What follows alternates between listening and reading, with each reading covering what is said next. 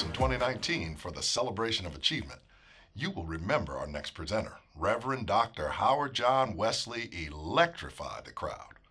If you were not with us in 2019, let me introduce you to our next speaker. Reverend Dr. Howard John Wesley is the gifted and anointed senior pastor of the historic Alfred Street Baptist Church in Alexandria, Virginia. A courageous, dynamic, and visionary leader, he is only the 8th pastor in the church's 217-year history. Dr. Wesley is regarded as one of the most prolific and prophetic voices of justice and grace in our generation. He is an emphatic pastor who is not afraid to take on social and political issues. 3 of Dr. Wesley's sermons, When the Verdict Hurts, A RISPA Response, and With the Black Hoodie He Donned While Preaching This Sermon, and Tell Your Own Story, have been archived in the faith-based collection of the National Museum of African American History and Culture in Washington, D.C. Ladies and gentlemen, Reverend Dr. Howard John Wesley. Beloved, grace and peace be unto you. Thank you, Brother Jones, for a kind introduction, and allow me to hasten to say how very excited I am to be able to be with you on this day virtually as we talk about the celebration of achievement and the great work of the Kappa Alpha Psi Foundation. Here's the reality, my brothers and my sisters. If you look around our world, I think all of us can agree that our young people need us now more than ever. And the Kappa Alpha Psi Foundation has always been committed to supporting programs and initiatives that advance and enhance the lives of our youth, especially boys and young men of color.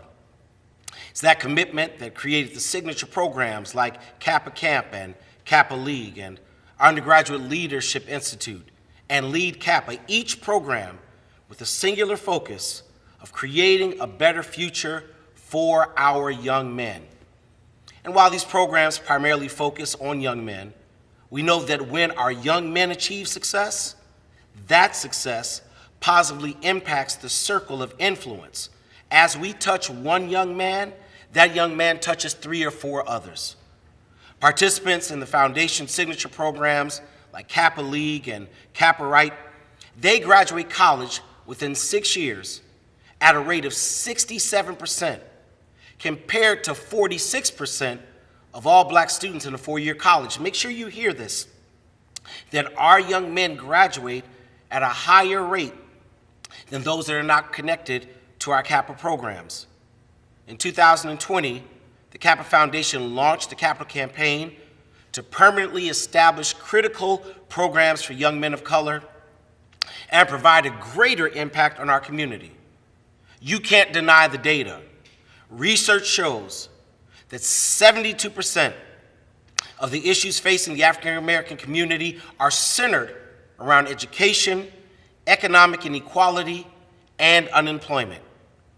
And the Kappa Alpha Psi Foundation is providing a solution to those issues by creating and maintaining programs that will support and promote college readiness, STEM education, careers, trade profession, and military service as a means to empower youth and create economic inclusion for the future. Beloved, there is a reason why in the history of African Americans, most of our historically black colleges and universities were created right after the Civil War, during the period of Reconstruction when this nation was wrestling with issues of race and the place of black men and black women in American society. There were those who understood the only way to dismantle systemic racism is through black education. And today in 2021, I think I can say without fear of successful contradiction that the only thing that challenges and threatens white privilege is black intelligence.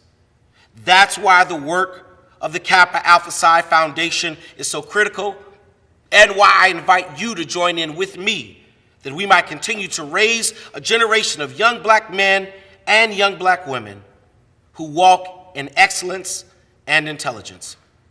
My father once told me a story that I use to conclude. He tells the story of coming up out of the deep segregated South in the early 1940s. They were riding a bus out of Louisiana up to Chicago.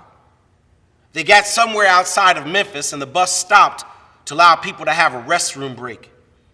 When the people of color at the back of the bus were getting off, one of the drivers said to them, "Make certain you go quickly.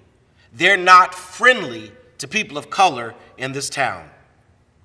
They hustled off the bus. They went to the bathrooms, which of course were segregated, only to find out that the segregated bathrooms were also a pay-per-use bathroom, which meant you had to have some money to open the door to go to the colored restroom. They didn't have any money, so the young black people, including my father, were getting back on the bus. And while they were getting back on the bus, my father tells the story of meeting a man by the name of Mr. Tillman. He said that Mr. Tillman said to them, "Come on, you all, come back to the bathroom. My dad said we don't have money. We can't open the segregated bathroom. How can we use it?" And this is what Mr. Tillman said: "I'm going to pay to open the door. And once I open the door for you, I'm going to hold it open for everyone else." Beloved, that's what we've been called to do, to open the door and to hold it open for those who will come after us. The Lord has blessed us to be in a position where we can now open doors for the young man and that young woman following after us. And I want to encourage you today to join in with me and the brothers of the Kappa Alpha Psi Foundation, and let's open some doors and make some ways.